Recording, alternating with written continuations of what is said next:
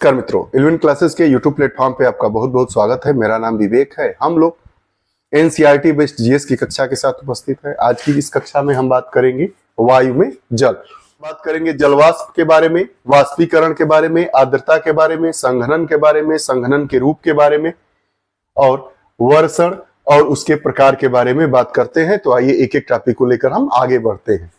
जलवाष्प का, वायु में गैस के रूप में विद्यमान जल को जलवाष्प कहते हैं। वायु में जो गैस के रूप में जल विद्यमान होता है उसको हम क्या कहते हैं? जलवाष्प कहते हैं।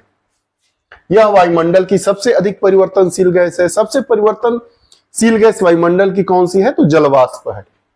निम्न अक्षांशों तथा महासागरों के ऊपर इसकी मात्रा सबसे अधिक होती है, जबकि ध्रुवीय क्षेत्रों तथा स्थल भागों पर वायुमंडल में जलवाष्प की मात्रा कम होती है। ध्रुवीय और स्थल वाले भागों में, जैसे ये ऊपर ध्रुवीय हो गया तो ध्रुवीय भागों में जलवाष्प की मात्रा कम होती है और स्थल वाले भागों में भी जलवाष्प की मात्रा कम होती है। कहां पे? निम्न अक्षांश में और महासागर के ऊपर जलवाष्प की मात्रा सर्वाधिक होती है। वायुमंडल में जलवाष्प की मात्रा ऋतुओं के अनुसार भी बदलती है, अर्थात शीत ऋतु की तुलना में जलवाष्प ग्रीष्म ऋतु में अधिक होती है। जैसे जैसे हम ऊपर जाते हैं वायुमंडल में जलवाष्प की मात्रा घटती जाती है। जैसे जैसे हम ऊपर जाते हैं जलवाष्प की मात्रा घटती जाती है, कम होती जाती है। वायुमंडल में विद्यमान अन्य गैसों की तुलना में जलवाष्प बहुत कम है, परंतु फिर भी वायुमंडल को गर्म या ठंडा करने और मौसम में दिन प्रतिदिन होने वाले परिवर्तनों में इसका निर्णायक योगदान होता है। भले ही अन्य गैसों की तुलना में जलवाष्प की मात्रा कम है, लेकिन मौसम का परिवर्तन, ठंडा गर्म दिन का, उसमें इसका महत्वपूर्ण निर्णायक भूमिका होती है। लेते हैं वाष्पीकरण की। वाष्पीकरण क्या होता है? जल अपना रूप बदल सकता है, अर्थात जल को द्रव से वाष्प के रूप में बदलने की प्रक्रिया वाष्पीकरण होता है। जल को द्रव से वाष्प के रूप में बदलने की प्रक्रिया को हम वाष्पीकरण कहते हैं। वाष्पीकरण मतलब भाप। वायुमंडल में अधिकतर जल धरातल पर स्थित जलाशयों के जल के वाष्पीकरण से आता है। वायुमंडल में जो अधिकतर जल होता है वो धरातल पर वाष्पीकृत जो जल होता है उसी से आता है। वाष्पीकरण हर समय किसी भी तापमान पर होता रहता है, लेकिन वाष्पीकरण की दर भी मौसम की दशाओं के अनुसार बदलती रहती है। जैसे गर्म, शुष्क और तेज हवा वाले मौसम में वाष्पीकरण की दर सबसे ज्यादा होती है, जबकि इसके विपरीत ठंडे, आर्द्र और शांत हवा वाले मौसम में वाष्पीकरण की दर कम होती है। अगर प्रश्न पूछता है कि वाष्पीकरण की दर सर्वाधिक कब होती है, न्यूनतम कब होती है, तो आप लोग क्या कहेंगे? वाष्पीकरण की दर सबसे ज्यादा गर्म, शुष्क और हवा वाले मौसम में होती है और सबसे कम ठंडे मौसम में होती है। ये रही बात वाष्पीकरण की। बात कर लेते हैं। वायु में विद्यमान जलवाष्प की मात्रा को आर्द्रता कहते हैं। वायु में जो जलवाष्प की मात्रा उपस्थित होती है उसको हम क्या कहते हैं? आर्द्रता कहते हैं। ह्यूमिडिटी अंग्रेजी में कहते हैं। एसी, कमरे का एसी चलता है तो जो बाहर पानी गिरता रहता है वह इसका एक उदाहरण कह सकते हैं, मान सकते हैं। आगे, वायु की आर्द्रता का तापमान से गहरा संबंध होता है, अर्थात तापमान बढ़ने के साथ वायु की आर्द्रता धारण करने की क्षमता बढ़ती है, मतलब अनुक्रमानुपाती होता है। टेम्परेचर बढ़ेगा तो ह्यूमिडिटी धारण करने की क्षमता ज्यादा हो जाएगी। इसके विपरीत तापमान के घटने के साथ वायु की आर्द्रता धारण करने की क्षमता घट जाती है। प्रश्न अगर यह पूछा जाएगा कि तापमान और आर्द्रता धारण करने की क्षमता में किस प्रकार का संबंध है, तो अनुक्रमानुपाती, मतलब तापमान बढ़ेगा तो वायु में आर्द्रता धारण करने की क्षमता बढ़ जाएगी और तापमान कम होगा तो वायु में आर्द्रता धारण करने की क्षमता कम हो जाएगी। संघनन के बारे में बात कर लेते हैं। जल का गैसीय अवस्था से द्रव या ठोस के रूप में बदलना संघनन कहलाता है। संघनन के परिणाम स्वरूप ही ओस, कोहरा और बादल बनते हैं। जल का गैसीय रूप से ठोस का रूप धारण कर लेना संघनन कहलाता है। संघनन के प्रकार, ओस और पाला। ओस और पाला ही संघनन के प्रकार हैं। बादल रहित ठंडी रातों में अपेक्षाकृत गर्म और आर्द्र वायु धरातल पर स्थित ठंडी वस्तुओं के संपर्क में आती है और शीतल हो जाती है। परिणाम स्वरूप इसकी अतिरिक्त आर्द्रता जल की नन्ही नन्ही बूंदों के रूप में संघनित हो जाती है। ऐसा ठोस वस्तुओं की सतह पर जैसे चट्टान, पेड़ पौधों की पत्तियां या घास पर होता है। जल की इन्हीं बूंदों को ओस कहते हैं। ओस बनने के समय तापमान 0 डिग्री सेल्सियस हो जाता है, जिसे हम हिमांक कहते हैं। सर्दी के दिनों में आप देखे होंगे कि ओस की जो बूंदें हैं वो हमारे फसलों पर पड़ी रहती है, उसी को यह बात कह रहा है। परंतु कभी कभी तापमान सेल्सियस या फिर उससे नीचे हो जाता है। ऐसी स्थिति में वायु की आर्द्रता बर्फ के कणों के रूप में संघनित हो जाती है, जिसे हम पाला कहते हैं। ओस की बूंदें द्रव रूप में रहती हैं और जब वही ठंडी हो जाती है, मतलब और टेम्परेचर बहुत कम हो जाता है, ऋणात्मक हो जाता है, तब वही बूंदें पत्थर का रूप ले लेती है, ठोस का रूप ले लेती है, जिसे हम ओला कहते हैं। वायुमंडल में जलवाष्प के संघनन से बादल बनते हैं। जब आर्द्र वायु ऊपर उठती है तो वह ठंडी होने लगती है, और जब ऊपर उठती आर्द्र वायु का तापमान उषांक पर पहुंच जाता है, तब जलवाष्प संघनित होकर जल की बहुत छोटी छोटी बूंदों या हिमकणों का रूप धारण कर लेता है।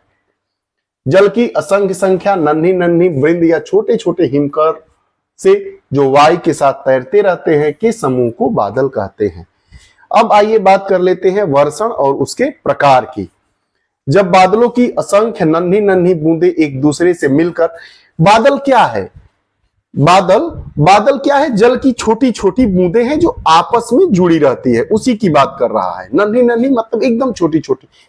तभी तो बादलों पर जब दबाव पड़ता है तो वो नीचे आती है तो बारिश का रूप ले लेती है। तो वही बादल क्या है? नन्ही नन्ही जो वायु होती है उसमें आर्द्रता होती है, और उन्हीं का वो परिणाम क्या होता है? बादल होता है।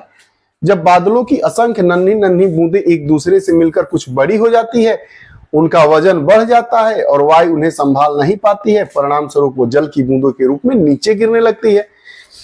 जब बड़ी हो जाती है, वजन भारी हो जाता है और बादल उसको संभाल नहीं पाता है, वायु उसको संभाल नहीं पाती है, तो वही नीचे गिरने लगता है।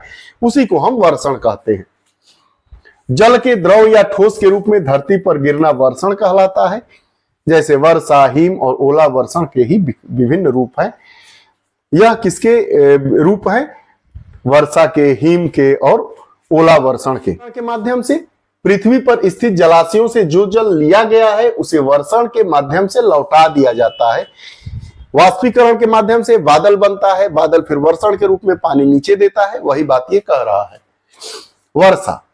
वर्षा किसे कहते हैं? ऊपर उठने से या ठंडे क्षेत्रों में पहुंचने पर बादल और अधिक ठंडे हो जाते हैं।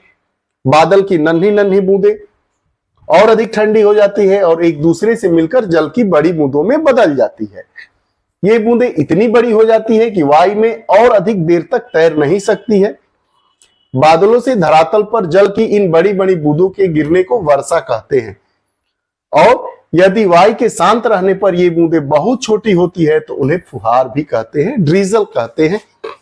जब बादलों से बादल जो होते हैं वह क्या होते हैं? वर्षा की आर्द्रता की या जल की छोटी छोटी बूंदें एक साथ होती है, बड़ी हो जाती है, वायु उसको संभाल नहीं पाती है, तो जो बड़ी बूंदें गिरती हैं उसको वर्षा कहते हैं।